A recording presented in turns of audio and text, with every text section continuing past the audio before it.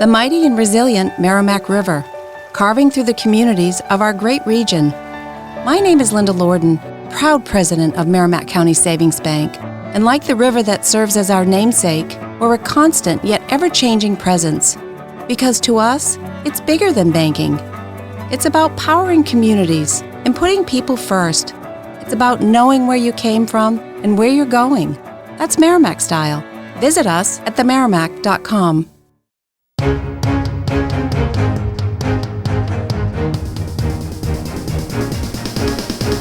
This is the Washington Times front page for Tuesday, August 13th, 2024. Thanks for joining us. I'm George Gerbo. What was widely seen as a diversion has become the main act as Ukrainian forces have pushed deeper into Russia and forced the Kremlin to scramble to respond. Mike Glenn reports Ukraine's top military commander claimed his troops had seized control of 386 square miles of territory in Russia's Kursk region.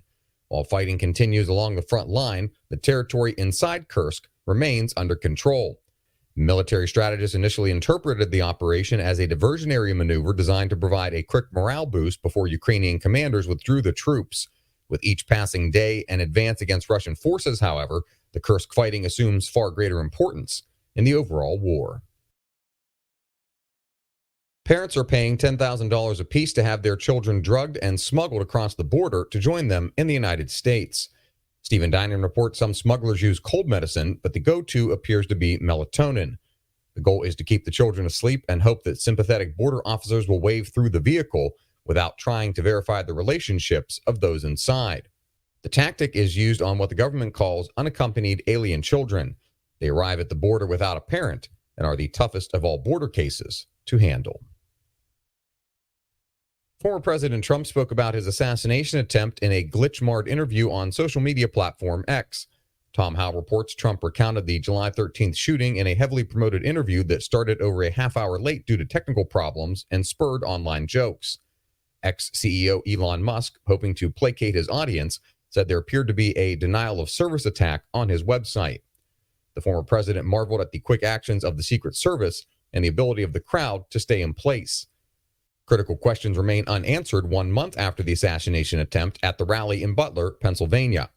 Lindsay McPherson reports the FBI, which is leading the criminal investigation, has yet to determine the shooter's motive.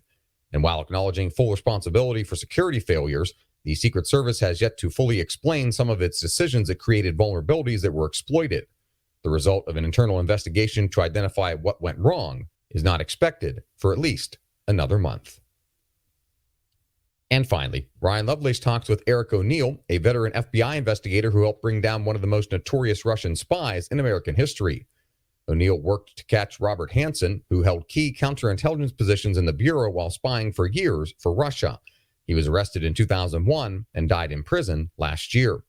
O'Neill says spy operations inside the U.S. government are still a threat. Find all of today's front page stories at WashingtonTimes.com/front page or the Washington Times app, and find us wherever you get your podcasts. You can also find us on social media at Wash Times for breaking news, sports, commentary, and more. For the Washington Times, I'm George Gerbo.